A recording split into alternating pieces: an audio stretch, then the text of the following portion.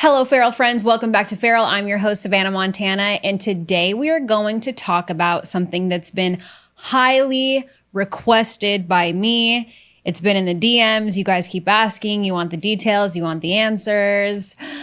I know. I've been putting this one off, and I don't know why. To be honest, it doesn't make me uncomfortable to talk about it at all. We're going to get into how I lost 60 pounds. Not only how I lost 60 pounds, but also how I kept off 60 pounds after losing it and gaining it 3 times. Okay? So I know you guys have a bunch of questions, and I know there's so much around the health world right now and fitness and weight and just being a woman in general. So I don't really have any updates for you today. I just want to jump straight into losing 60 pounds. And if there's anything that I can do to help or guide you guys in the right direction into weight loss or fitness or health overall, then I'm happy to do it. Also, full disclaimer right up front, I am not a fitness pro. I am not a health professional. I am not a licensed professional when it comes to diet or fitness or health or blood work, or I'm not a doctor, okay? Anything that I'm talking about is clearly out of requests by you guys.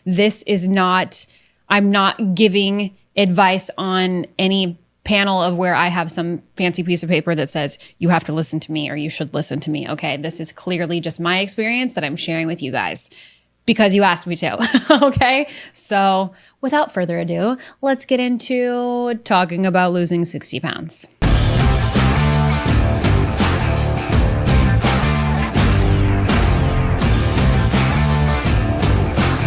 me tell you who the fuck I think I am. You got a minute? Wow. So yes, I was at my highest point. Actually, I don't even know if it was my highest point. It's just the last time I jumped on a scale before I decided I cannot live this way anymore. I was 170 pounds. So this, like I had stated earlier, I had lost it and gained it 3 different times. This was earlier in my life. I think the last time that I had kept the weight off was... I haven't gained that weight back since I was about 25. We're going to get into that later in the episode because that came down to science. But before that, high school, I lost weight after a breakup before my senior year of high school. I went from 170 range, don't even know. Might have been more at that point. I don't remember. And I was down to 128, gained it back from life and bad eating habits and not paying attention to it and thinking that I was much smaller than I actually was. And gained it back again. Then I got really big into fitness where I didn't drop a full 60 pounds, but I was probably in the weight range of about 145, 135 was my fluctuation weight, and I worked out a lot, which was not doing me any justice. My eating habits and my workouts were not making too much of a difference, and we're going to get into that also in this episode, so I won't spoil it for you in the beginning. But lastly, yes, I did finally lose the weight once and for all. I hope that I don't gain it back. Unless I'm pregnant, then I'm fine with gaining another 60 pounds because it makes sense. But just on my own, my lifestyle is different now. That's really what you guys are going to get the biggest aha from as I'm talking to you. It's not just a moment of time. It's not just a diet. It's not just a small thing that changes. Your brain around your habits in your daily life and your workout routine and what you eat and how you look at yourself and how you talk to yourself is really what it's going to come down to. But I'll get into the nitty gritty. How I finally kept the weight off was realizing that it was a lifestyle choice. It wasn't a fad diet. It wasn't a specific workout, like doing a bunch of cardio. No. Working out like crazy, doing 2-a-days. No. Doing only HIIT workouts. No. Taking dance classes like Zumba and God knows what else. I have done it all, you guys. I have done literally every single fad diet, every single workout class. All the things, just trust me, it's a lifestyle change. You have to wake up one day and decide, I don't want to feel this way anymore. I don't want to look this way anymore. I can't believe this is me right now. You might be comparing yourself to a past version of yourself that you're like, damn, I looked so good at this age. Obsess over that. That's okay. It might not be the healthiest choice, but if that's what it takes for you to say, hey, listen, I can make a lifestyle choice. I can decide that I'm going to change my habits and my patterns and how I look at myself and how I treat myself and what I put in my body and around my body. That's going to be the ultimate deciding factor in your weight loss journey, if that's what you're looking for right now. because that's what it is. That's how I kept it off, was changing my lifestyle, changing my thoughts around food, changing the way that I spoke to myself, not being so critical at the gym that I didn't do this right, or I wasn't here long enough, or I didn't do X amount of cardio. No, none of that was helping me in the long run. Being consistent is what's going to help you. There's so many truths around my experience in losing 60 pounds, but ultimately, it wasn't me obsessing over that number. I didn't know that I was going to lose 60 pounds. You know why? Because I didn't know I had 60 pounds to lose. I was so used to being in that mindset, in that lifestyle, in that way, that it didn't even dawn on me. There was no magic number. I wasn't obsessing over a number or a number on the scale. That's a pro tip, by the way. Stop paying attention to your scale. I don't care how big or small you are right now. Stop paying attention to the scale. It is just a number. How you see yourself in the mirror and how you feel when you wake up and move around and get through your day and go to sleep every night, that's what matters. A number on a scale does not matter, and everybody's ideal image or weight or view of themselves is different. You have to wake up and feel good about yourself every day. Screw the number. Just remove scales. I feel like the healthiest people in fitness will tell you to remove the scale. Maybe that's just me and my experience with it, but stop obsessing over the scale. I had no idea I was going to end up losing 60 pounds. Not a freaking clue. And like I said, I regained the weight 3 times anyways. So why did I regain the weight? Because I wasn't in that lifestyle mindset yet. I didn't realize that I had to keep up with these habits forever. It wasn't a moment of time. It wasn't a quick diet or this kind of workout or these kinds of supplements. None of those things were going to make a difference. They'll make a difference while you're focusing on them and while you're putting the attention and effort into them. But the second that you stop and you stop working out consistently and you stop focusing on what your eating habits are and you stay up too late or you drink too much or you're smoking and vaping, like there's so many things that go into your health that regulate what your weight is going to be. So I made the mistake of continuing to relapse. I was relapsing on my diet. I was relapsing on how much I was drinking and partying. I was relapsing on not getting the right amount of sleep. I was relapsing on not staying consistent at the gym and not doing what I said I was going to do and not keeping the promises to myself. It really ultimately came down to, for me, the whole lifestyle change. I kept regaining the weight because I thought I only had to do it for X amount of time and the weight would stay off. No. If you go back to what got you to that weight in the first place, it's going to come back. And I know that sucks because we want to sit around and eat bonbons and shit. And guess what? There is a light at the end of the tunnel, you guys. I don't even believe in cheat meals. I don't have a perfect diet, okay? I still eat shit that I should not eat. There is a light at the end of the tunnel, though, and we're going to get there at the very end of this episode. We will talk about the light at the end of the tunnel, okay? I'm not going to leave it out. But we got to change the lifestyle before we're allowed to even see that light at the end. So stay with me. There's so many weight loss truths and pieces of advice that no one told me. Number one, because I wasn't asking people. I wasn't asking people for help. That's like an internal thing. That's just my personality type. A lot of listeners are also like me, where we just don't want to ask for help because we think we could just figure it out on our own. Facts, okay? If you can afford a nutritionist, go get one. If I could have afforded a doctor, a health doctor, for what I changed my life doing sooner, I would have done it sooner. If you can afford a personal trainer or somebody to just whip your ass into shape and make sure you step foot in the gym every single day, do it. If you can afford those things right now in your life, what are you waiting for? Don't tell me that you're going to spend X amount of dollars on going out or X amount of dollars on Amazon or X amount of dollars on luxury goods and then say, oh, well, I can't get my health figured out. It's too expensive. Or I can't call the doctor and make an appointment because I don't have health insurance. Or I can't afford a personal trainer. They cost too much. Bullshit.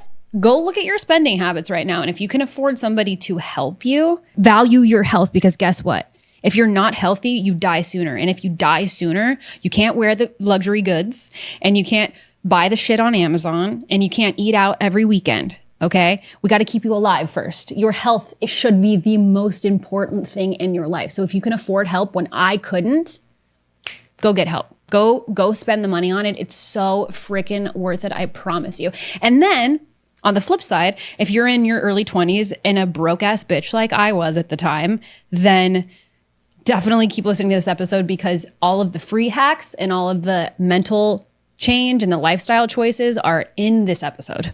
Another big piece of advice no one told me, because how could anyone ever tell me? And this is because of going to a doctor. My weight loss journey had 100% to do with my avatar, my relationship with food. I didn't even know what having a relationship with food was when I started my weight loss journey. I had no idea. I had such a toxic relationship with food. I still don't have the best relationship with food, but I'm aware of it now, so I can make better choices around that relationship. I was a binge eater. I ate my feelings. I ate seconds. I was like, oh my God. One of the biggest jokes, you can ask my fiance, I had him on the floor laughing. He saw a picture of me. He never knew me when I was 170 pounds. He had no idea. He probably wouldn't have even looked in my direction, okay? Fine. He saw a picture of me from my past at 170 pounds and he goes, oh my God, Savannah, what were you eating? And with the dead blank stare, because it was completely honest, I was like, seconds. And he didn't get it. He was like, seconds, I don't get it. And I was like, when he figured it out, he hit the floor. He couldn't stop laughing so hard. He's like, oh my God, I get it. I was like, yeah, dude, I had a second helping of everything all the time. And I was never the girl, maybe you're this girl, that ate sweets and that's what got you there. I didn't even eat sweets. No, I didn't even like sugar when I was overweight. Now I eat tons of sugar. I eat sweet treats all the freaking time. I am unwell when it comes to sweet treats now that I'm thin. It makes no sense. It actually does make sense because now I have low blood sugar and I'm borderline anemic. So that's a whole nother ballgame of weight loss. It's not all sunshine and rainbows, okay, you guys? But I was eating seconds. So I was gaining a ton of weight because I was eating my feelings and I always wanted more. I always cleared a plate, okay? It's what got me there. But I didn't realize that was a mental thing.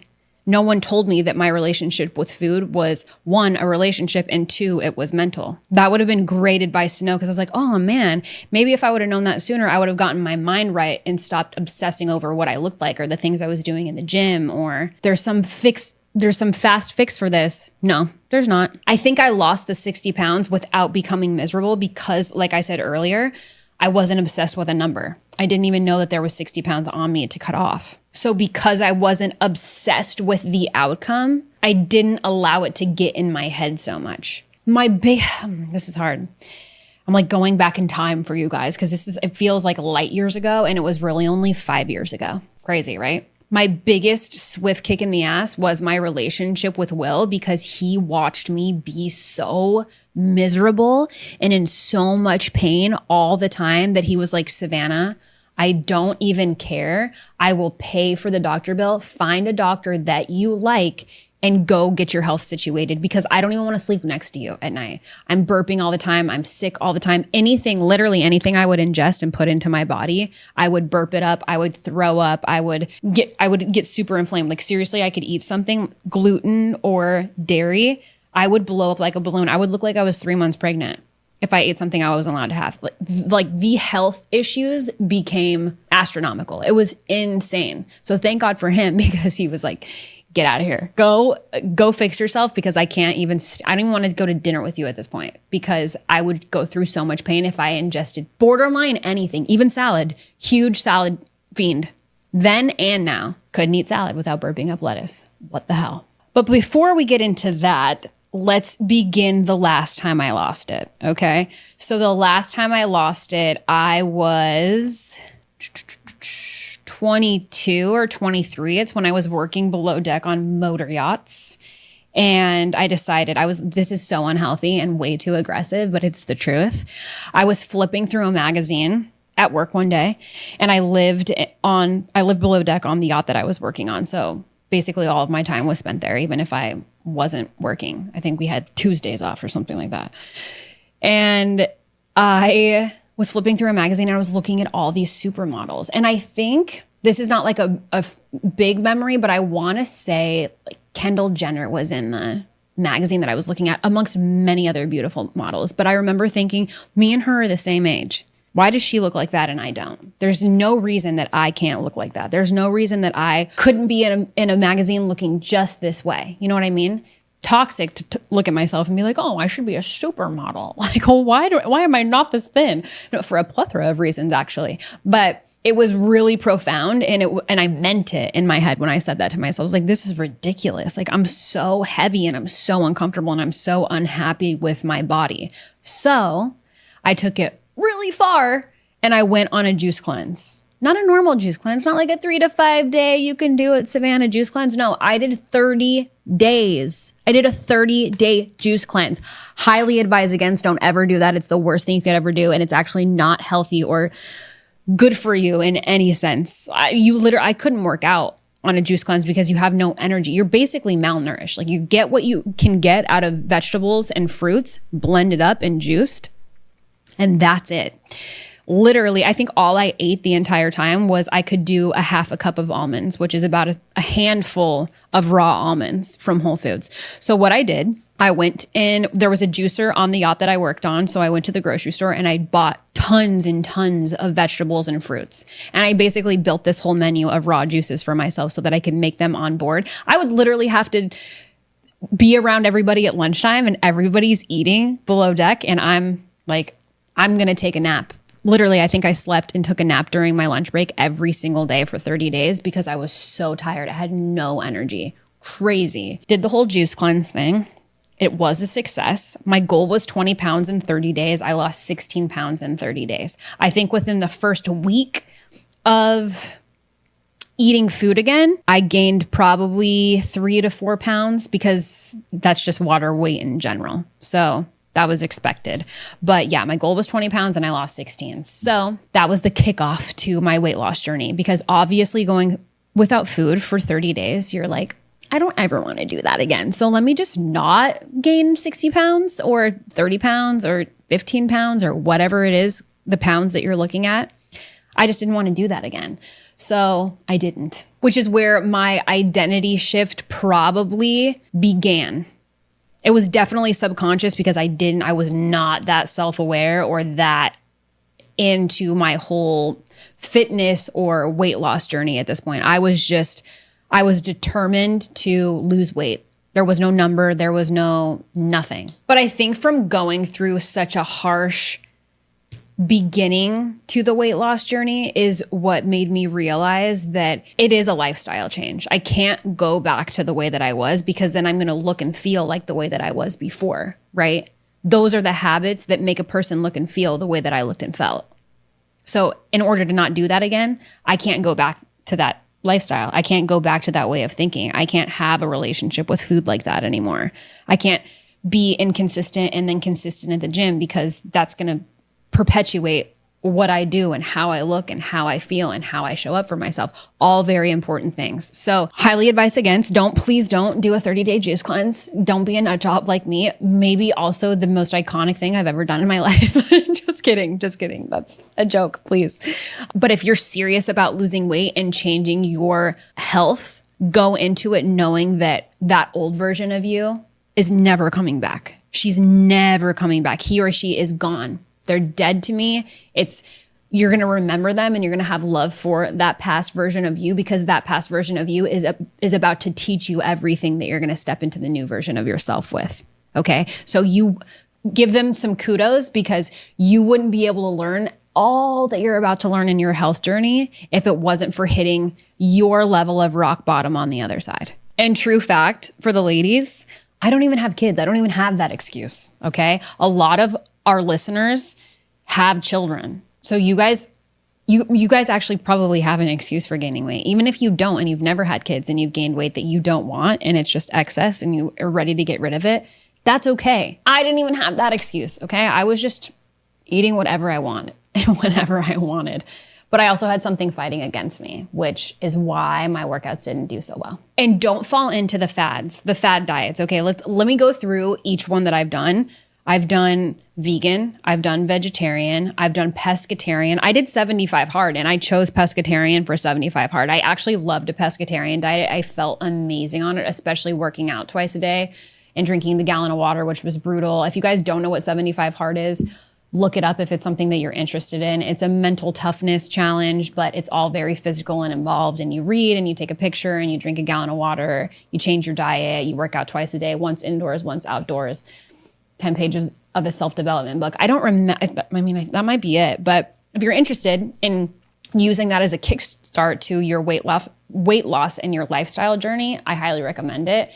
If you need something concrete like that. I loved it. I read Andy Frisella's book he was the first book that I read when I started the challenge, and I loved his book. He also has a podcast that you guys can listen to, but that's not the point. Favorite fad diet I ever did was carnivore diet. Literally all you eat is meat. It's like meat, eggs, chicken, fish. I mean, and I'm a blood type O negative, so my body does extremely well in eating tons and tons of protein. I was so jacked. I was so strong when I did that because I was eating so much protein. I mean, my body was so hard at that point. I would totally do it again because I actually it's pretty similar to the way I eat now, but I could go through like a 60 or 90 day all carnivore and just really beef up. It's pretty fun.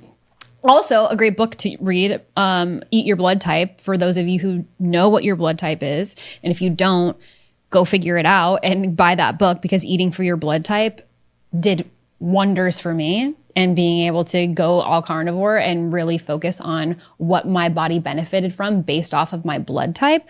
That's a really interesting book. Highly recommend it. You can get it on Amazon. But yeah, there's a lot of different fad diets that you can do. I never did the zero carb, the low fat shit that people buy. I never understood that.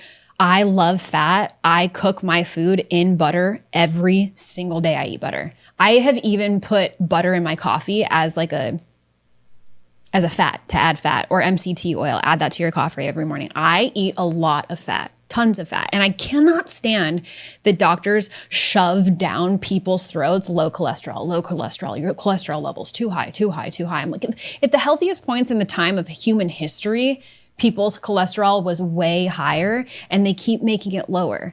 In my opinion on why they keep lowering cholesterol is because your brain is made of fat, which means you need to feed your brain fat, good fats, not just disgusting toxic trans fats and garbage, but your brain needs fat to work. So if you keep lowering your cholesterol, you're basically weakening your brain, okay? So sorry for the doctors that hate my guts or disagree with me, but I think that people need to add fat to their diet, not the contrary. And not that I am the pillar of health, but I eat a lot of fat, and I eat fat every single day.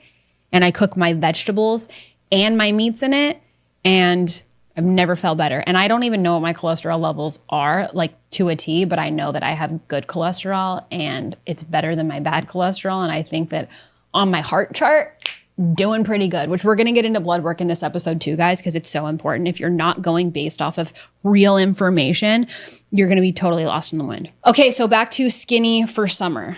Don't do this. Again, don't do this just for a period of time. If you're going to get fit for summer and then you're like, cool, it's summer, I have the body that I want, but now I'm going to party my ass off, and I'm going to drink, and I'm going to smoke, and I'm going to eat like shit, and I'm going to not sleep all night because I'm going to be up all night doing that thing.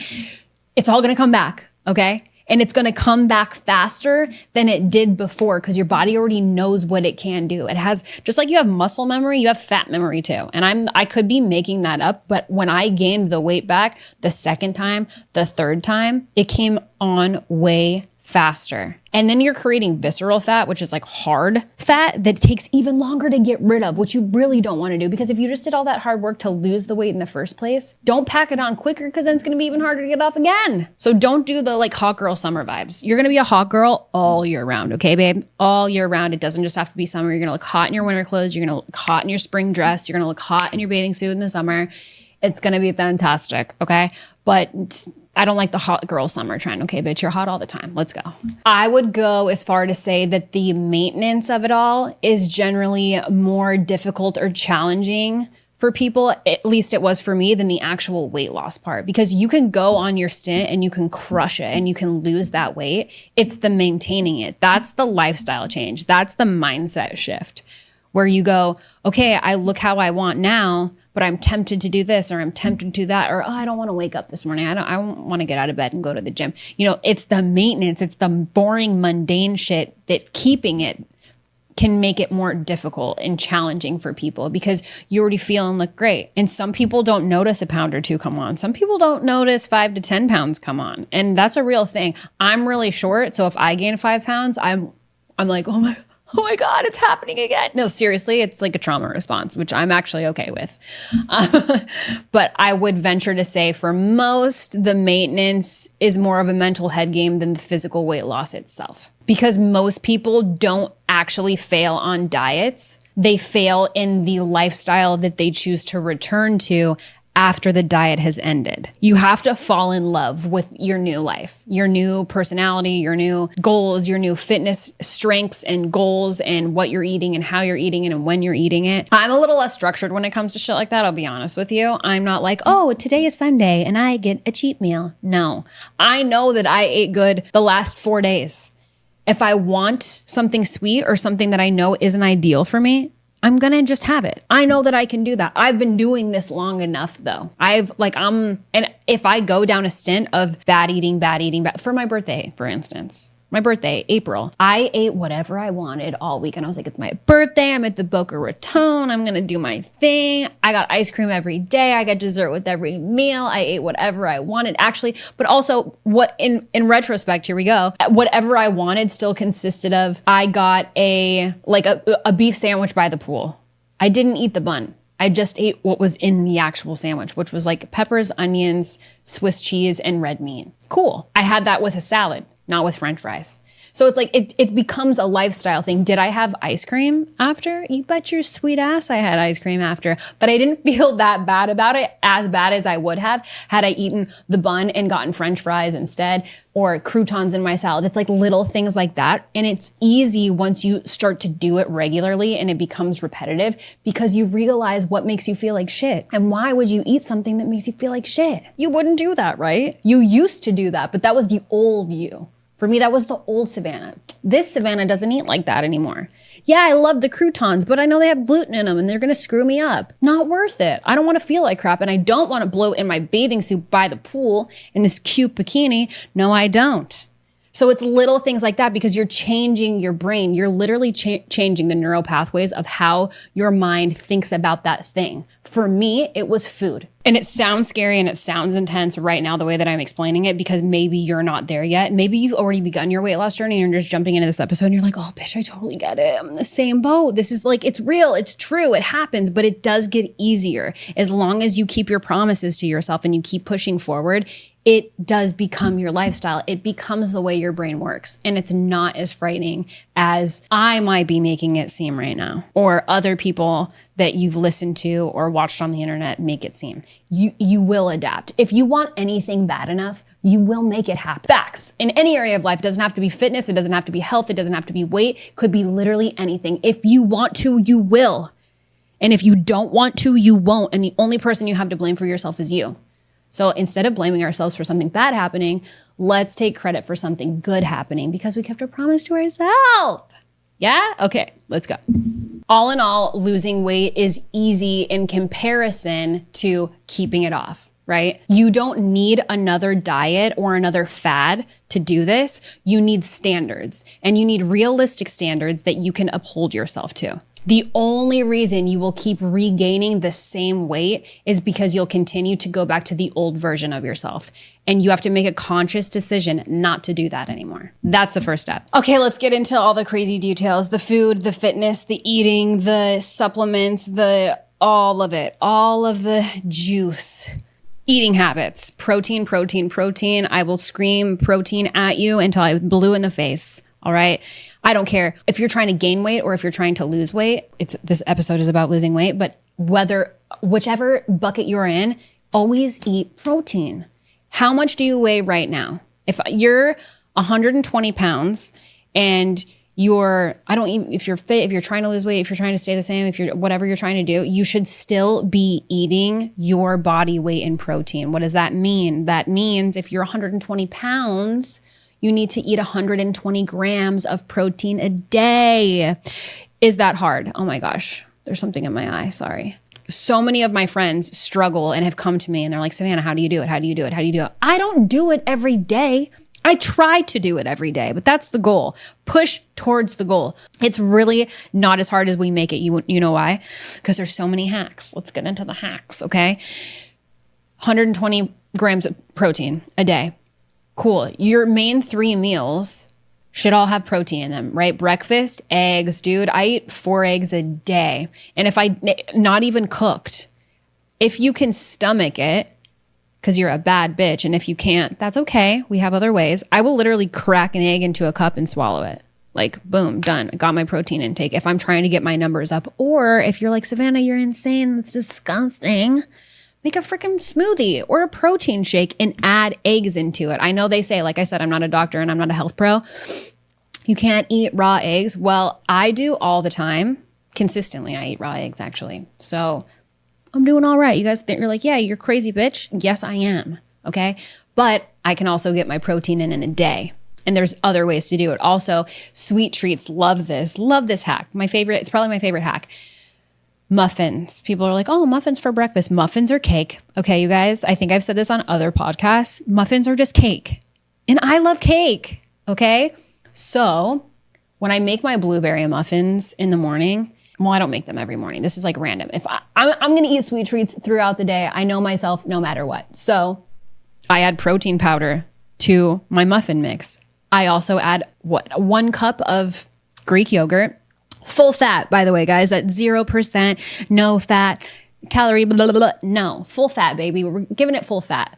1 whole scoop, full fat Greek yogurt, and whatever the eggs that it calls for in there. For reference, 1 egg is 6 grams of protein. So if there's 2 eggs in that muffin mix, then you already have 12 grams of protein right there. However many scoops of protein you put in there, usually I do 4, which with my protein that I eat is made of egg whites. FYI, it's super clean. I love it. 4 scoops of that is 30 grams of protein. And then I think 1 full scoop of Greek yogurt is about 15 to 20 grams of protein. So put all that together, 30 plus 15 plus the already 2 eggs.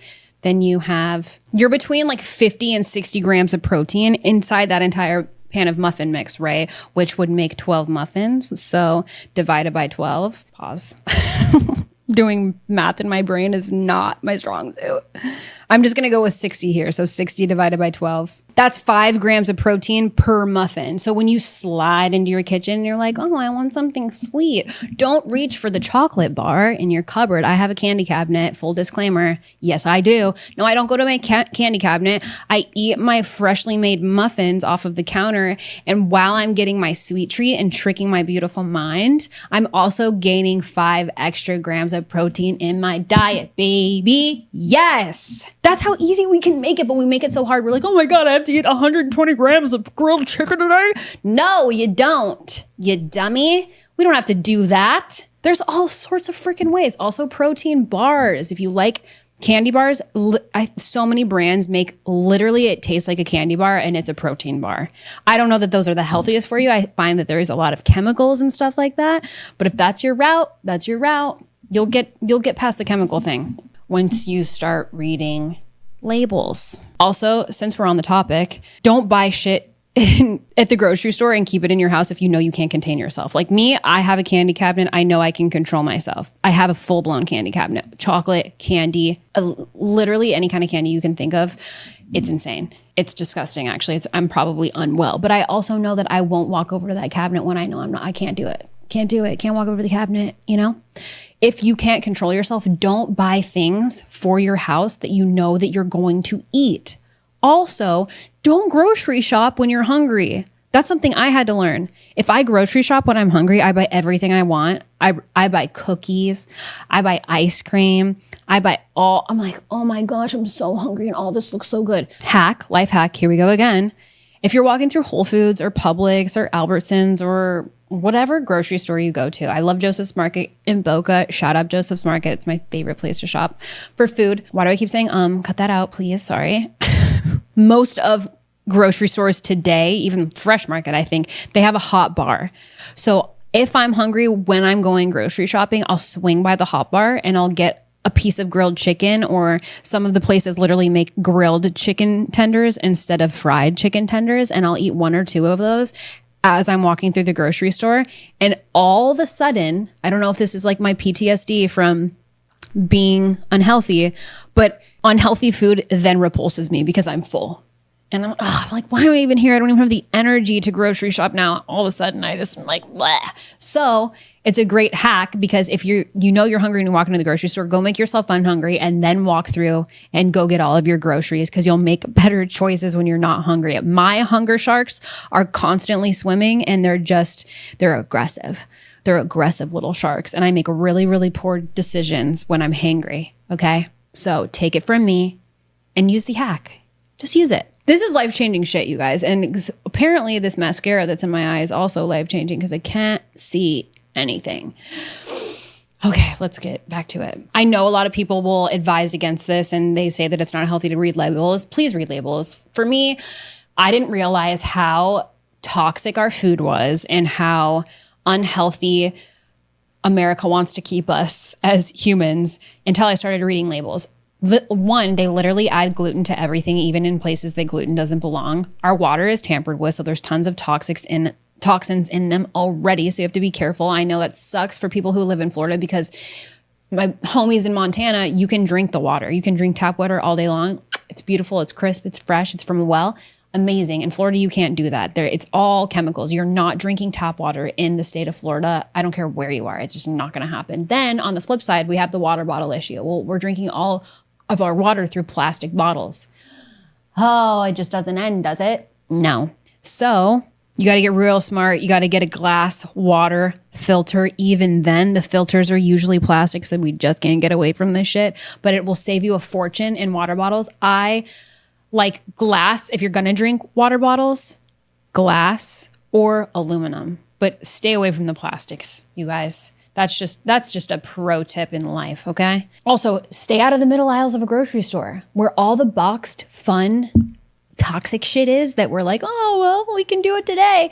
All the bad things are in the middle aisles, excluding maybe canned vegetables, which I buy canned vegetables for my dog.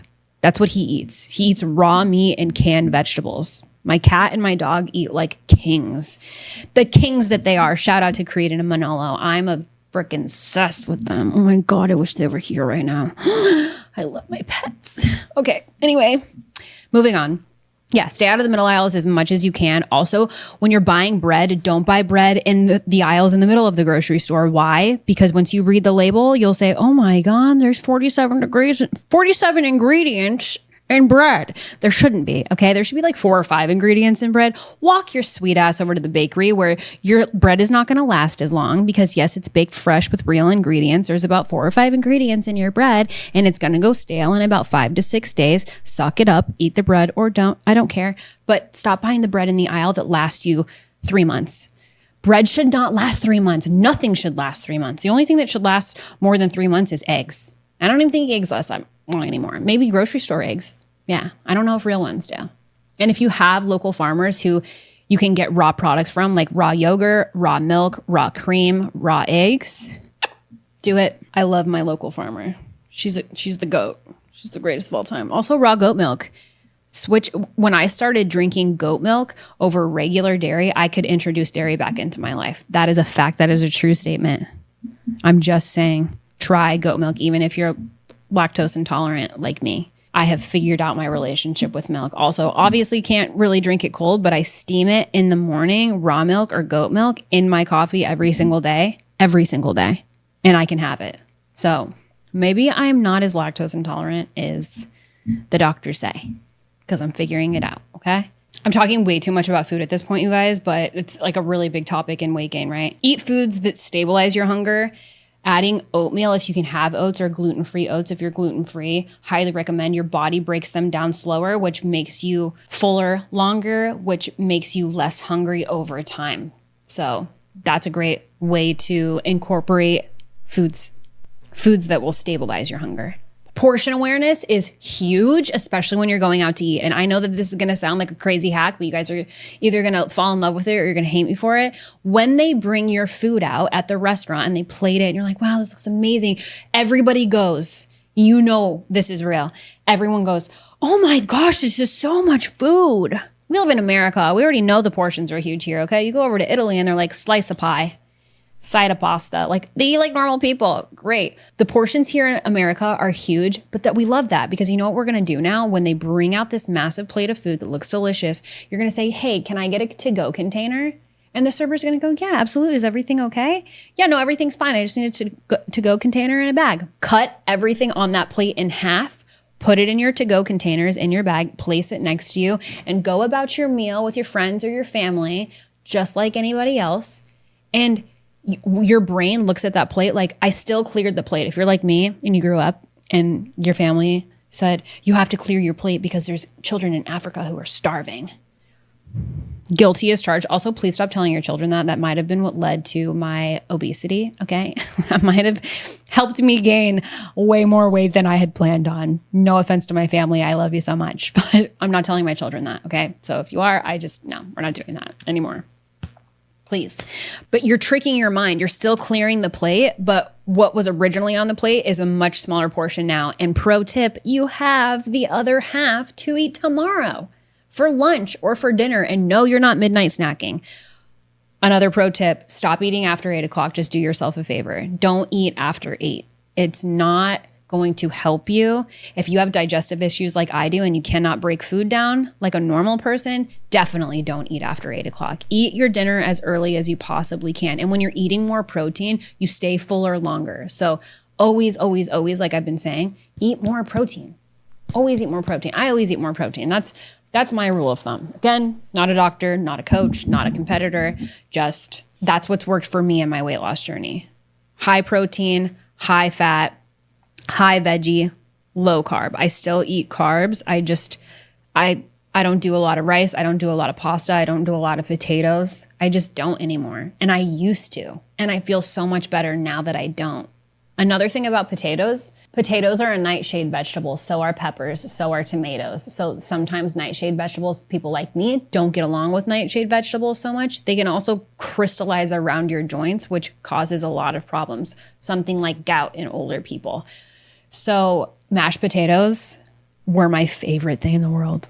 Literally, I could make a whole pot of mashed potatoes and probably eat more than half of it. That's how much I love mashed potatoes. Mashed potatoes and gravy with homemade roast beef and a side of green beans was, and crispy bread. Still my favorite dinner. Can't eat it all the time though. Growing up in Montana, that's what you eat basically every night. Meat and potatoes, meat and potatoes, meat and potatoes. I barely eat potatoes anymore. Swap it out if you can stand them. I can. I learned to fall in love with them. Sweet potatoes. Sweet potatoes are amazing for you. But a russet potato, not so much. They taste delicious, but not so much. Pause. Just focus on the whole foods when it comes to food and do the 80-20 rule. 80% of the time, if you're sticking to your diet and you're sticking to your guns and you're being good with yourself, 20% of the time, if you fall off the boat, it's not going to throw everything off. It's not going to ruin your life. You're not going to die. You're not going to, totally destroy all of the hard work that you've done. But the 80-20 rule seems to be a pretty good one. And I know a lot of people follow that. So shoot for that. Fitness, walking. This is so easy. Walking changes everything, especially for women. It is so emotionally and mentally good for a woman's brain to walk. Maybe not men so much. They've got a lot more testosterone and aggression than we do, but walking for everyone is amazing. Everyone obsesses over cardio. I have to do cardio in order to lose weight. You don't have to do a bunch of cardio. You need to strength train if you want to lose weight. It's easier to turn fat into muscle than it is to turn nothing into muscle. So if you're a thin person trying to get strong, the thin person's going to have a harder time gaining strength than the person who has more weight on them, because your body can use your fat stored to turn that into energy and turn it into muscle. And the way your body breaks things down, like proteins and sugars, and protein breaks down into sugar, like it's crazy. I can't get into it because it's insane. And I'm also not a professional, so I don't want to misinform you guys, but stop obsessing over cardio. When I lost 60 pounds, I was running for maybe 10 to 20 minutes at the end of every workout. My fitness was powerlifting. That's how I learned to work out.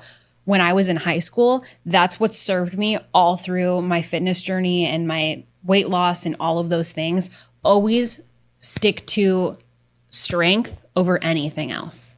Cardio was the most minimal one. So maybe other people are telling you that, maybe that was their experience, but for me, cardio was a huge myth. And cardio came at the very end of my workouts. All my stretching, all my strength training, all of my powerlifting, that was an hour a day every single day, even when I was doing 2-a-days. It was still minimal cardio. So if you're obsessing over cardio and you're like, oh, I'm not running enough or not fast enough for my heart rate or all of this, it's probably not the case. You need to be focusing on weights and getting yourself stronger. That's going to help you way faster in losing weight, because the strength training is what builds the body that keeps the fat off of you. And think of it in a way that cardio helps and it matters, but it matters this much. Moving all day and staying constant and keeping your body going, not sitting for long periods of time. I feel for my people who have desk jobs, and I'm so sorry. I can't even imagine. It's brutal, but they have walking treadmills on Amazon now. I don't care if you're walking at turtle pace. It's just to keep your body moving. Movement over extreme cardio is going to help you in the long run so much better, but always keeping your body moving at any age, at any weight. I don't care what it is, that is going to matter more. And consistency. Everybody wants the perfect workout, the perfect form, I have to do this, or this is what the internet's saying, or I need to be a bikini model, or I need to do CrossFit or classes or Pilates or hot yoga, whatever. You can do all of them if you want. I don't give a shit what you do. What I care about what you do in losing your weight is consistency. When I was staying consistent with my workouts, that's when I saw the benefits. It didn't matter what I was doing, because I told you, I've done all the workouts, I've done all the fads, I've done all the diets, I've done all the random things. I didn't ever do CrossFit ever. I would turn into a cereal box. I'm already so square. Could you imagine? I would be like a little cereal box running around. No, it wouldn't be cute. But just stay consistent. You don't need a killer workout. You need consistent workouts. That's what made a difference for me. And I leaned into the powerlifting. That's what I liked. Do what you like also. Most people don't even like to work out at all. You're the one that has to choose. You're the one that has to show up there every day. So if you like Pilates, do Pilates. Do it every day. If you like yoga, do yoga every single day. Or if it's 5 days a week. Even now, my workouts, I probably work out today 4 to 6 times a week. I'm in maintenance mode. I don't ever work out on a Sunday. I just don't. That's my day to lounge and be with my pets and drink my coffee and hang out at home. Unless I'm super bored and I just want to get out of the house and I'm going stir crazy for some reason, then I might go to the gym on a Sunday. But Sunday is my me day. So if that helps you stay consistent, you're like, okay, I know from Monday to Saturday, I can hit the gym every single day. I also work out first thing in the morning. I was like that when I went through my weight loss journey too. So losing 60 pounds, I worked out in the morning and I worked out after work. If I had the time, if I wasn't like closing down the restaurant that I worked out at the time, then I would work out after. So that's how I did my 2-a-days. I was overdoing it, in my opinion. I think if I would have worked out one time per day, instead of 2-a-days during my weight loss journey, I think my results would have been better. I'll never know because that wasn't the case for me. So don't stress yourself out about working out twice a day. It's not always necessary. I really do believe that if I was just working out and getting in a solid workout consistently the first thing every morning, my results would have been different. But that's just my opinion. I have no way of knowing. What was the real kicker for me in losing the weight the last time was getting my blood work done. If you do not have a healthcare professional that can do this for you, please go and find one. That's what made the difference for me. So, and thank God to Will because he paid for it. And she wasn't cheap because I don't even remember if I had insurance at the time I was 25. So I don't think that maybe I did. I don't remember, but I didn't use it because she didn't take insurance because I went with the holistic doctor who was an actual MD. She was fantastic, by the way, but it did cost me $4,000. Luckily, it was worth it because they found that I have H. pylori. I had H. pylori, which if you guys don't know what it is, it's a bacterial infection that lives in your gut. And for me, it was taking all the nutrients, taking all the work that I was doing, not so much in the gym, but in my eating habits. It was taking all the nutrients and all of the benefits of eating super clean, eating lots of fish, lean meat, chicken, vegetables. Like I said, I would eat vegetables and salads literally every single day and constantly get sick because one, I had leaky gut syndrome. So basically the entire lining of my stomach was deteriorated and leaking through my stomach, which caused so many internal issues, inflammation, weight gain, constipation, bloating, it was brutal. If you've ever suffered from leaky gut syndrome, you know how painful it is. But H. pylori didn't help that because that bacteria is alive in your gut and it's taking all the good stuff from everything that you're eating and it's keeping it to yourself. And then it's shitting out everything that's bad. And that's what sits in your stomach. And it ruins your gut health slowly but surely. I had H. pylori for what they think over 12 years. Based on when my symptoms started. And they went through a whole panel. They went through my childhood, moving, states, where I live, if I went out of the country, literally everything. It took me hours to fill out all of the information before I could even do the interview with the doctor. It was insane, but totally worth it because they found, not through my blood work, I think they found it in a stool sample that I had H. pylori. Or maybe I tested positive on both. I don't remember. So long story short, I went through the holistic route first because I didn't want to take any antibiotics. I was doing the holistic thing for about 6 weeks, puking my guts out. I was so sick. Because you're fighting a live bacteria with other live bacteria. So there's literally a war of like a bacterial war inside your stomach. And I just got super nauseous. I was bleh. About 6 weeks in, I called my doctor. I said, I can't do it anymore. This isn't working. They tested me. I still had H. pylori. And she said, well, there's another holistic route you can go. And I said, no. Let me stop you right there. Give me the antibiotics. I don't want to keep doing this. I'll fix my stomach after I take the antibiotics. Let's go. Put me on antibiotics. I think I did those for like another maybe 4 to 6 weeks. I was on antibiotics. They did my testing. The lab results came back and the H. pylori was gone. Within 90 days, less than 90 days, I had lost 30 pounds. Insane. I had no idea that my gut health and having a bacteria growing and eating all the good stuff in my stomach away was ultimately the biggest problem in my weight gain. And I would never have known that had I not gone to a doctor and got my panels done and got the GI labs. I did literally everything. I went in there and said, do it all. Do everything. I don't care what it is. We're going to figure this out and we're going to kill it. We're going to, God forbid it was something worse that I couldn't just fix with a simple antibiotic, but it was, and it affected years of my life. That's crazy. Then it went to the flip side where I was too thin. Last time I weighed myself after losing that much weight that fast, I was a skeleton. I don't know if you guys had seen me online, but I was my eyes were sunken in. I was pale. I felt great, but I looked anorexic. I looked so thin and it was crazy because I could eat whatever I wanted and I had energy and I could go to the gym and I felt so good. I had to not care what I looked like. So being too heavy and being too thin both sucked for me because I didn't like the way that I looked, but I loved the way that I felt. Nothing fit. My clothes hung off me. I was 106 pounds. It was insanity. So that's why blood work is so important, and going to a healthcare professional that actually specializes in these kinds of things is super important because that was the kicker for me. Then everything made a difference. Then all my hard work and my diet made a difference. Then all my working out made a difference. Then it all started to make sense, but I didn't know that there was something inside of me fighting against me the entire time. And do a full panel. If you're a female, definitely do the thyroid, insulin resistance, vitamin D, iron. Hormones are huge. Cortisol levels, we talked about those briefly. I didn't know.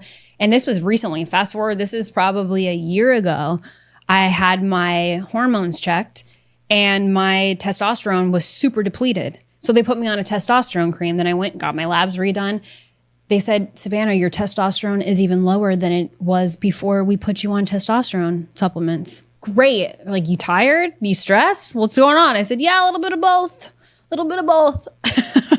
So sex drive plummeted. Like, none of that shit was fun, but I wouldn't have known had I not went and got my stuff tested. And you don't always have to take medical advice.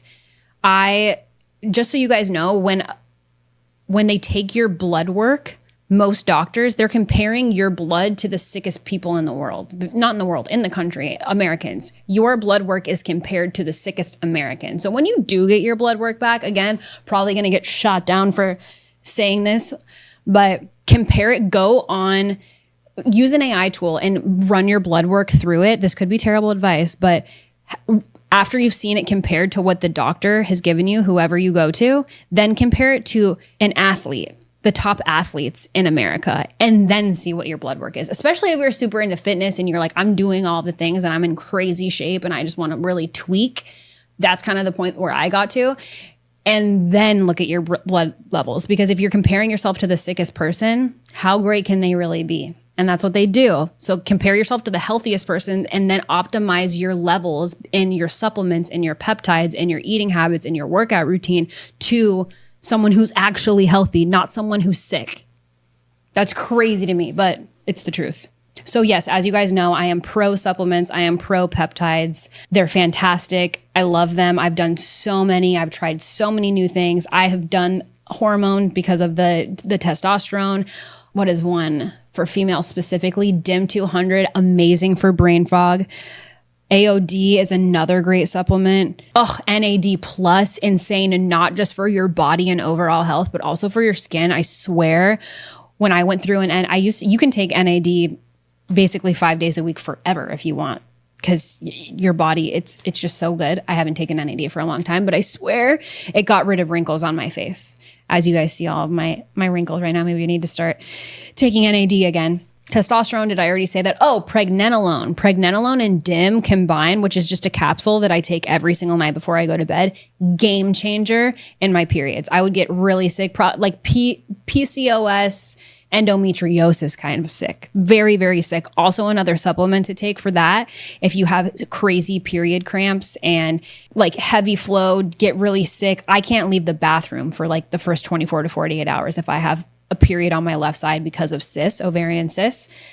Crazy. But bovine capsule supplements changed my life, literally changed my life. And you can take them every single day. You don't just have to take them when you're about to get your period or when you're on your period. You can do that. But I'm big into animal products. I know that that's not popular and it's like a hated opinion across the internet, but I love animal products. They have really, really changed my life. And I love cows. Like literally I would have a pet cow, but I would also take bovine supplements because they have made me so much happier and so much healthier. And remember, supplements will help you, but they're not going to save you. There is no magic pill. There's no magic juice.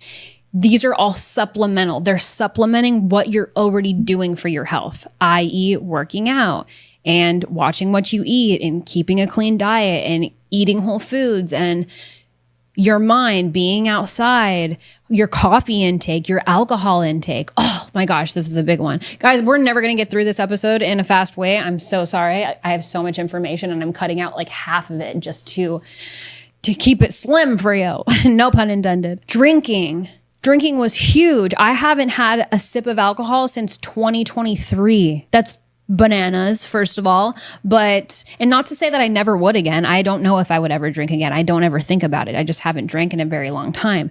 That was major in my inflammation. Just in inflammation alone, alcohol had probably 80% to do with it. The bloating, the puffiness, the way that I felt probably screwed up my digestive tract.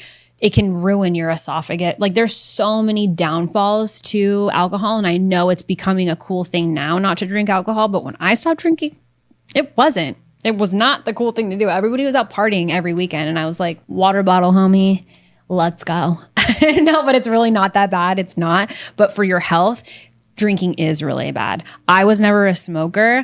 I went through a short phase in my early 20s when I was about 21 or 22 where I did the vaping thing.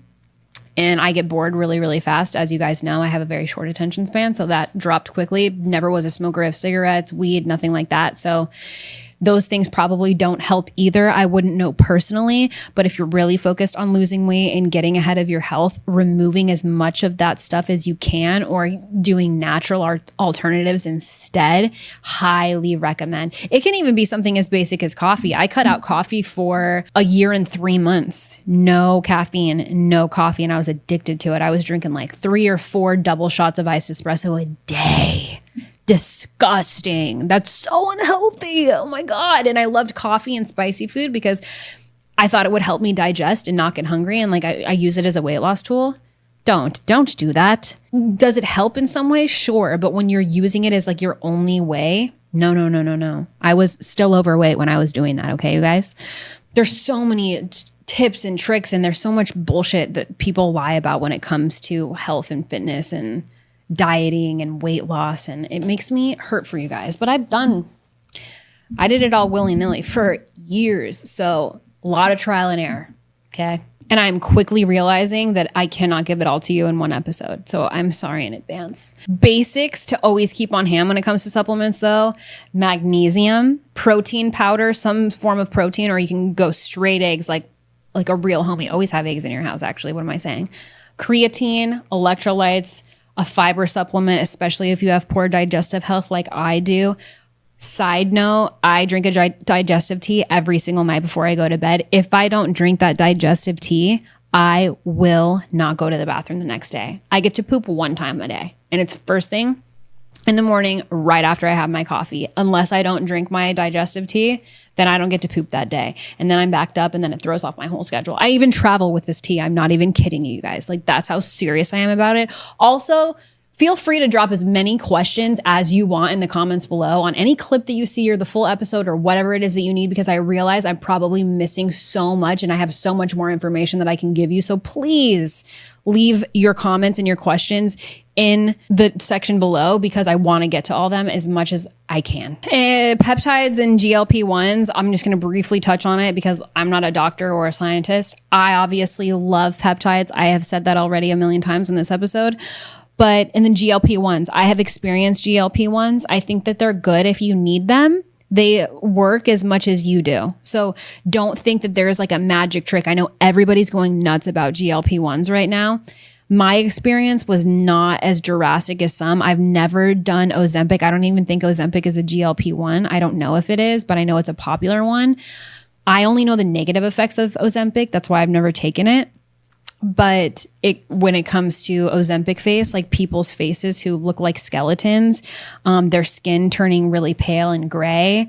Also the mental head games, like people get a little psychotic on Ozempic. And I think it's because it's used for mental health, I think. I don't think it was meant to be a weight loss drug. And I don't think they've changed the formula for it for people using it as a weight loss drug. So be careful. I don't know anything about that. And Ozempic teeth. I was listening to a podcast a couple of weeks ago talking about Ozempic teeth. It was a dentist on somebody's show, and people's teeth are freaking falling out over this shit. Like, that's not good. That, to me, that's not a peptide, and that is a chemical, that is a poison. That I've never had an experience with any sort of peptide like that ever, and I just don't think that that's a good route to go. If your teeth are falling out of your head and you look like a skeleton and you're psychotic, why are we taking this? Like, really want to lose weight that bad? You don't want to just go to the gym instead and be yourself? Okay.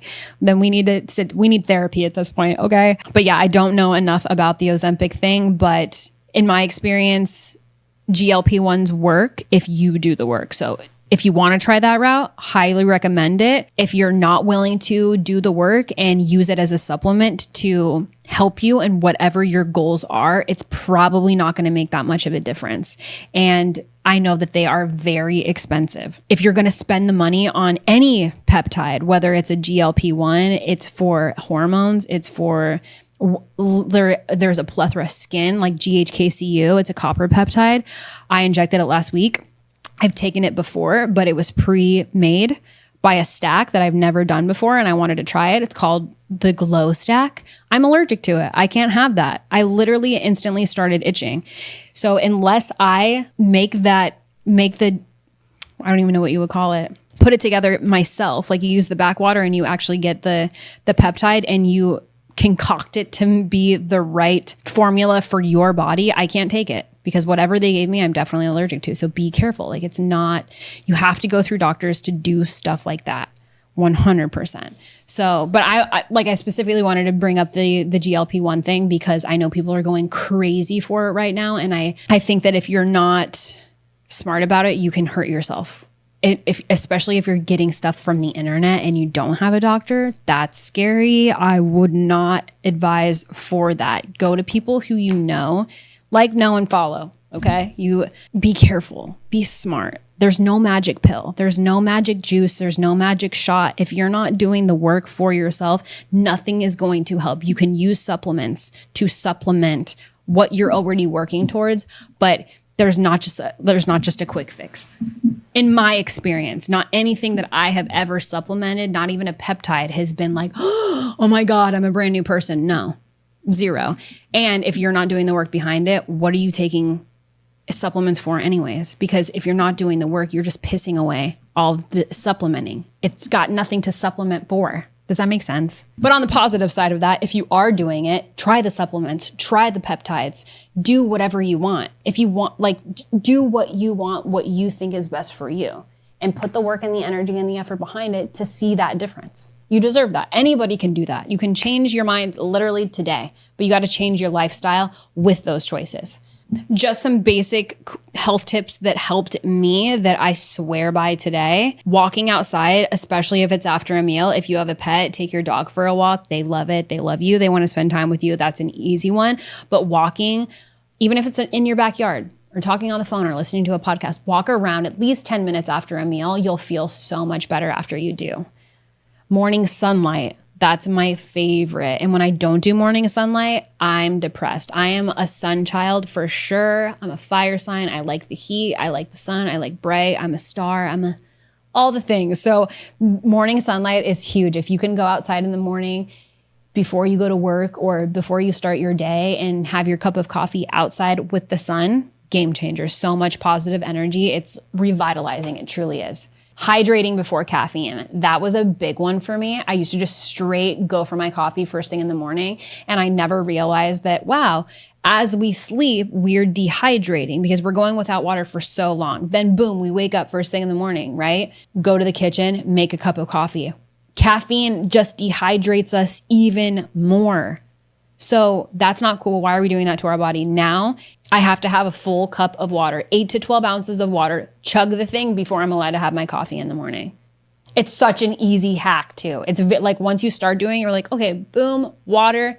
Now we get coffee. I didn't do that for years and I didn't realize how detrimental that is to your health. Also sleep.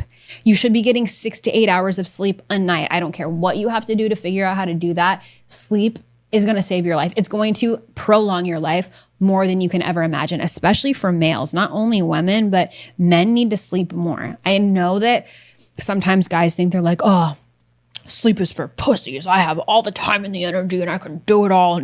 No, dude, sleep. Get some freaking sleep. What's wrong with you? And I know it changes as people get older because I watch my mom. She has health issues and struggles from sleeping. She cannot sleep. She wakes up in the middle of the night. But I'm also like, Mom, sorry to shout out my mom. Sorry to shout you out here, Mom. Turn your TV off. People that sleep with the TV on.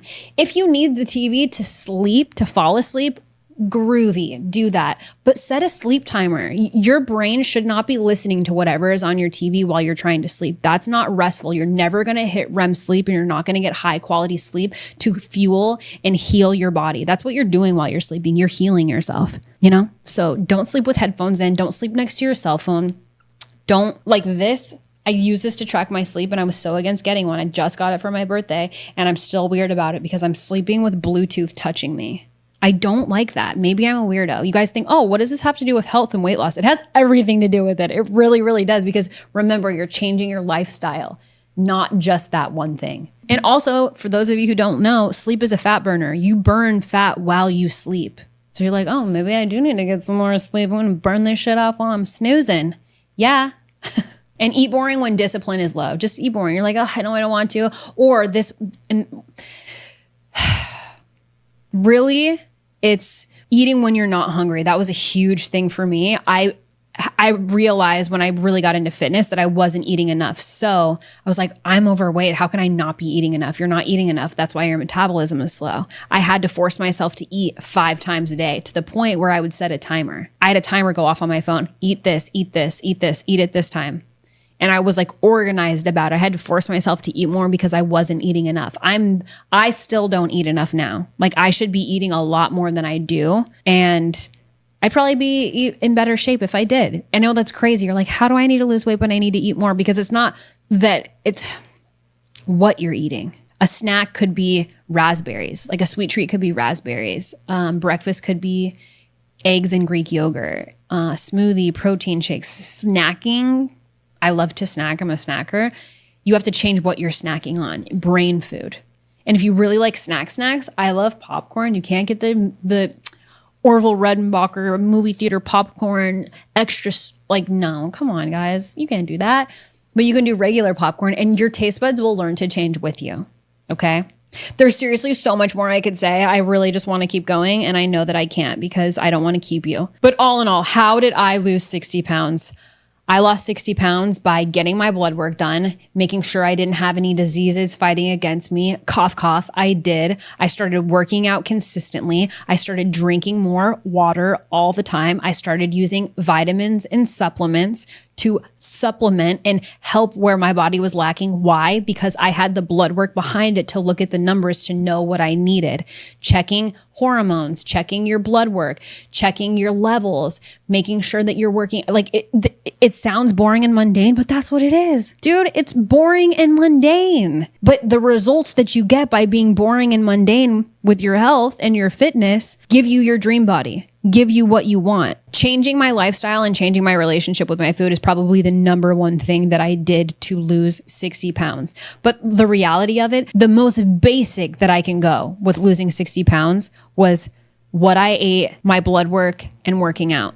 Find a workout that you love that you can do consistently 4 to 6 days a week. 4 to 6, 4 minimum, 6 max. I don't even want you to work out every day. Give yourself a rest day, love yourself, hang out with yourself, be good to you, okay? Watch what you eat. Give yourself a structured food routine that you can actually follow. Well, I really like chicken. Great. Love green vegetables. Great.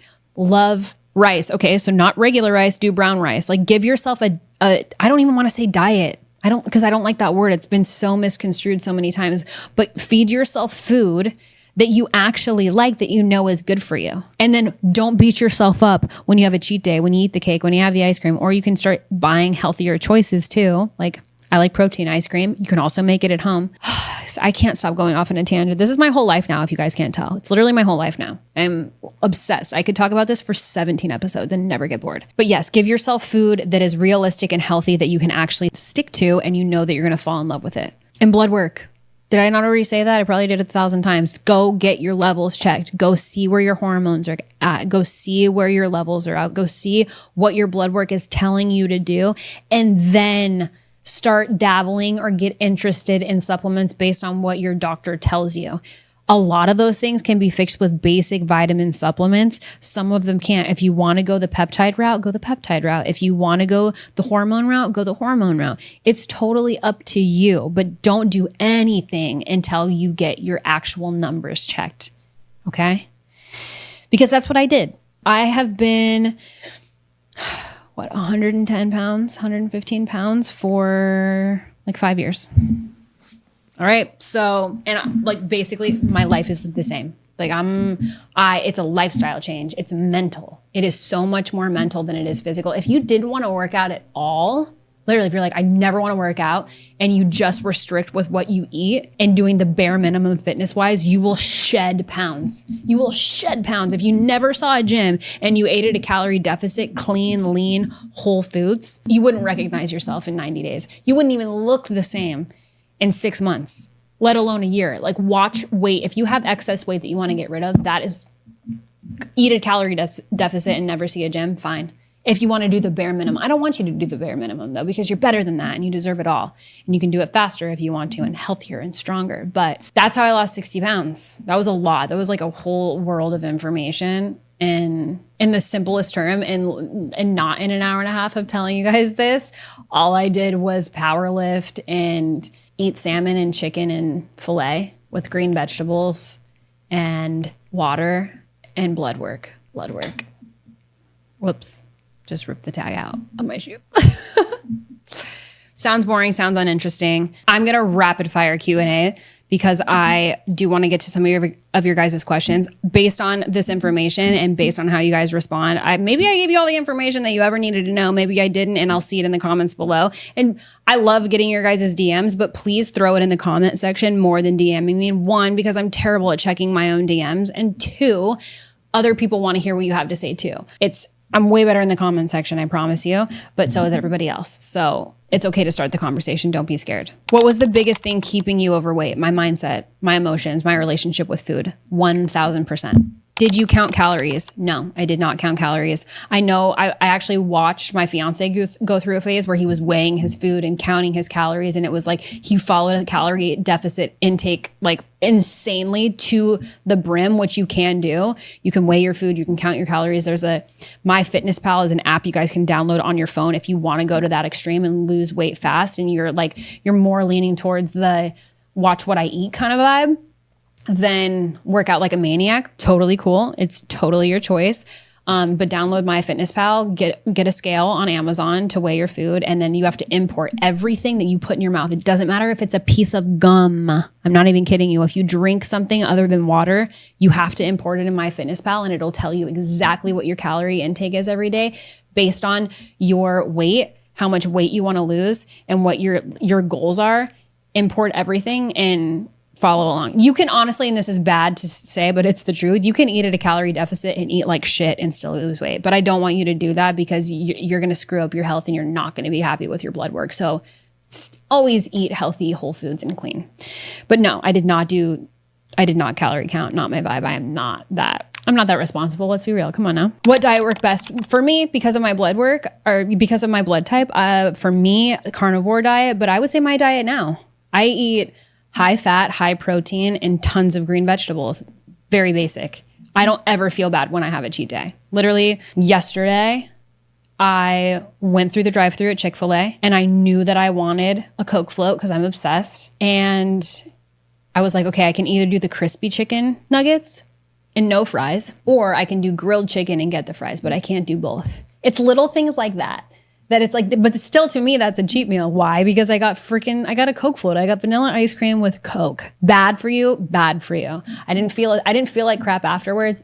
Surprisingly enough, probably because I didn't eat fried chicken. I got grilled chicken instead, but I still ate the French fries and I still had ice cream and Coke and I don't hate myself for it. Okay. Yes. That was my diet. And also cheat meals. I don't cry about them now.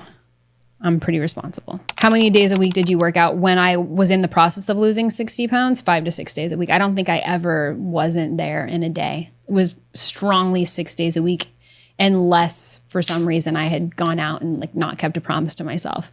I still really enjoy working out, but now I enjoy working out mostly because of my mind, not so much the fitness aspect. That's all a bonus to me now, but I'm big into keeping my brain healthy, and that is a big component in it. So anybody who's trying to get their mind right, start walking into a gym. Even if you look fantastic naked, you're like, I look so good, I don't even need to see a gym. Maybe you need it for your mind though. That's okay. When I was losing 60 pounds, 6 days a week. Did walking really matter? Yes, massively. Walking is so underrated and it's so sustainable. So just walk. Anywhere that you go, you can walk. You can walk outside, you can walk in your backyard, you can walk down the street, you can walk to the store, you can go to the gym and walk on a treadmill. I don't care where you walk. Go walk. Go walk. It's not overrated and it's actually amazing. You'll get addicted to walking, especially if you're a chick. Hot girl walks are a real thing. Find that bitch in your neighborhood. You're like, bitch, let's go for a walk and let's go talk shit and let's go do our thing. You'll be like, oh my gosh, it's an hour and a half. We've been walking. We better turn around. Yeah, it's crazy. Walking's great. What about cheat meals? Oh my gosh, I just talked about this. I don't like the binge restrict thing. Like I told you guys before, it's not like, oh, it's Sunday, I can eat whatever I want. No, I know that works for some people. It doesn't work for me. I know. I pay attention to myself. I pay attention to what I eat and I don't lie to myself. Key factor in being honest with your reality and having your cheat meals. If you know that you shouldn't, or if you know that you've already cheated a lot, maybe don't do it. Honestly, for me now, it's going based off of the way that I feel, but my lifestyle is so different now and I've changed how I eat and my fitness and what I put in my body and around my body that I just don't, it's not that hard for me to maintain now, but I would go more towards like plan flexibility. Like, you know what you ate, you know what you didn't eat, you know, if you're like, okay, I'm pushing it or I'm actually allergic to that. It's like, oh, I'm not supposed to have cake, but it's somebody's birthday. Okay, have a slice of cake or take something with you. Like if you're lactose intolerant, you can take Lactaid, pop a Lactaid before you eat dairy and it won't crush your stomach. If you have a minor intolerant, it probably won't bother you at all, but you can keep stuff on hand that actually helps you, but I don't do the binge restrict thing. I keep tabs on myself. That's the reality of it. There's no cheat meals. It's just like, it happens when it's going to happen. Okay. How did you stop nighttime snacking? that was a hard one. That's like a really big answer, but I'll keep it short. I love being on the couch and watching a movie or a show and having a snack. And I still do that, but what I'm snacking on is different now. Also, it's very rare that I eat after 8 o'clock unless it's a weekend and I'm on the couch until midnight watching a movie. Also, that's super rare. So because it's so rare, when I do it, I'm like, it's not that big of a deal. I'm going to be fine. I'm also not eating a full meal sitting on my couch, but just being more diligent and being more aware of, hey, it's late. I shouldn't be eating right now. Also knowing that you're going to sleep and you're not going to be moving at all, which means that food is not going to be digesting. I already have digestive problems, so I use it as a tactic to freak myself out and be like, oh my gosh, that food's just sitting in there while I'm sleeping. And then it's not even breaking down until I wake up in the morning. No, I don't like this. Also, easy hack. Eat more protein during the day. You'll be less hungry later. So you'll be less tempted to eat at night because you're actually not going to be hungry. But if you know it, it's like me where it's just my relationship with food and the habit of sitting on the couch and grabbing a snack and turning on the TV, that's a mental thing. You have to be conscious of it and aware of it and literally force yourself to stop doing it, or use what I did and freak yourself out so that you're like, oh my gosh, I don't want to do that. That sounds horrible now. What supplements helped you the most? I already went through this, but again, magnesium, protein, creatine, water, fiber supplement, bovine capsules. It's the bovine liver capsules. I use the ProMix brand. Love it. You guys can get it on Amazon, but you can also buy whichever one you want. Those would be my tops for sure. Thoughts on Ozempic, GLP-1s. I already told you guys, but it's useful for some people and it's useful for the people who are actually doing the work to use the GLP-1 or the Ozempic, which I have zero experience in, as a supplement. They're adding it to their goal, so it's more likely to help them. It's not a magic pill. It's not magic juice. It's not a magic candy or injection or however people are selling it to you. You're taking it. It's not a transplant. You're not going to take, I don't think there's anything on the market that you can take and just wake up and you're like a brand new person, or even in 90 days are a brand new person. So if you're using them as supplements to what you're already creating as your lifestyle change, I think they can be really good. If you're not, then don't waste your money and don't waste your time, because you're not probably going to get the result that you want. Some people see a really good result with them. Some people don't see any result at all. So it really depends on who you are as a person, like what your genetics and what your body is telling you. And in order to figure that out, one, you're going to have to test it. So there's only really one way to find out. But two, you need to know your blood work and promise yourself that you're going to stick to your guns and stick to your consistent routine in order to make any supplements or any peptides or any GLP-1 or Ozempic to add to that to get the result that you actually want. What blood work should people check? General wellness labs, just do it all. You're going to go in there and get the blood work done anyways. Do every single panel that you can and just go through all the results. Sit down with your doctor in 2 weeks when your blood work comes back and just get into it. Do them all.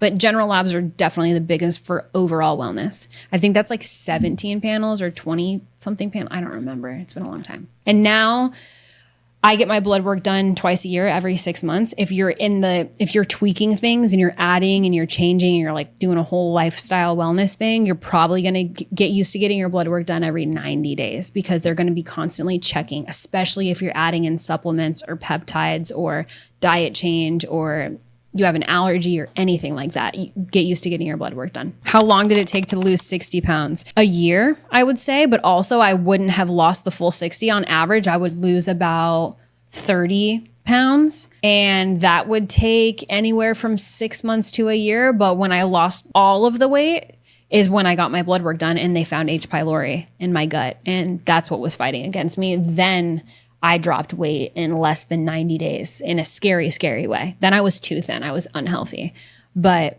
I didn't know that I had that fighting against me. So anywhere from 6 to 9 months, depending on how you're doing it and how serious you are about making those lifestyle changes. Could be more, it could be less. It's totally your choice how long it's going to take though. How did you handle plateaus? Just accepting that they were plateaus and that I was in my head. And if I stopped, I was going to end up where I was before.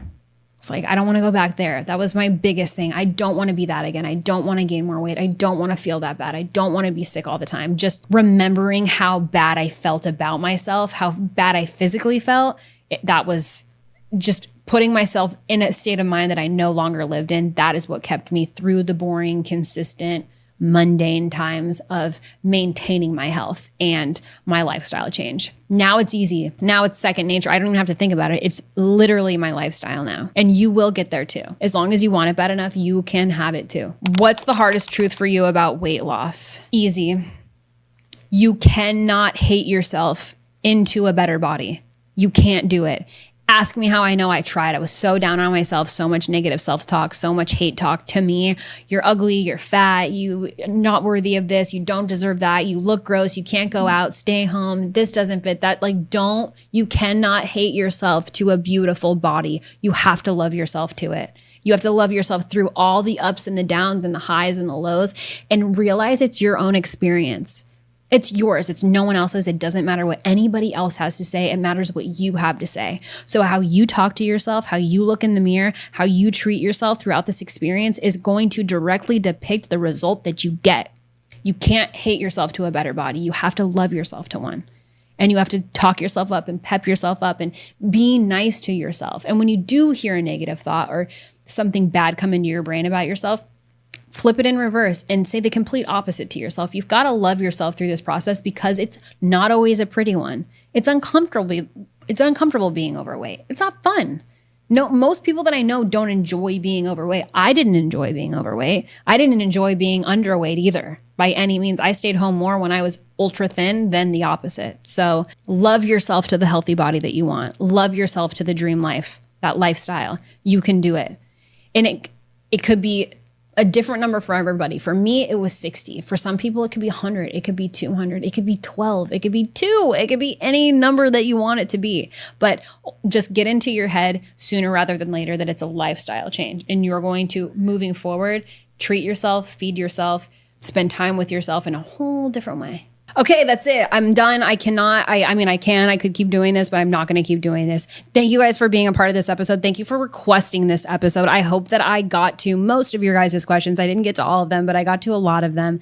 If you have more questions, go to the website at www.savannahmontana.com and submit your questions there. If you guys have feral confessions, which I did not get to today, if you have more feral confessions about this specific episode or any episode, or any topic, it doesn't matter what it is, you can submit them at the website. Also, leave them in the comments below. If there's anything that I didn't get to in this episode that didn't come out or that you have more questions about, please write me in the comments because I'd love to answer them. I know that there's so much information that I gave you today, and there's probably so much more specifics that I can give you. So please, please, please don't be afraid to ask. Leave it in the comments below. We've all gone through this. If we haven't, there's people that are going through what you're going through right now. And the only way to discuss it and get through it and feel like we're not alone is by talking about it. We're all in this together. We're girls for girls here, okay? So please, please do that. If you don't already follow the show, make sure you follow the show at Feral the Podcast. If you guys want to follow me, you can follow me at Savannah_Montana. In the meantime, don't forget to like, follow, subscribe, leave comments, give me 5 stars if you like this episode. Send your questions, send your comments. We love hearing them. I love hearing them. Your feral confessions and your questions will end up on the show, so please submit them. I love you all, and I hope that you're doing well in your journey of weight loss. And if there's any way that I can help, even though I'm not a licensed professional by any means, if there's any way that I can nudge you or point you in the right direction, or if you have questions about supplements, products, whatever, again, just please comment below. I'm happy to help any way that I can, based on my own experience of life though. So thank you. I love you guys. Stay feral, and I will see you next Friday. Mwah. Okay, love you. Bye.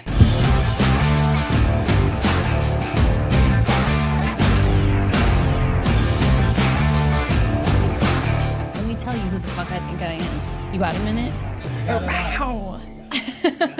Wow.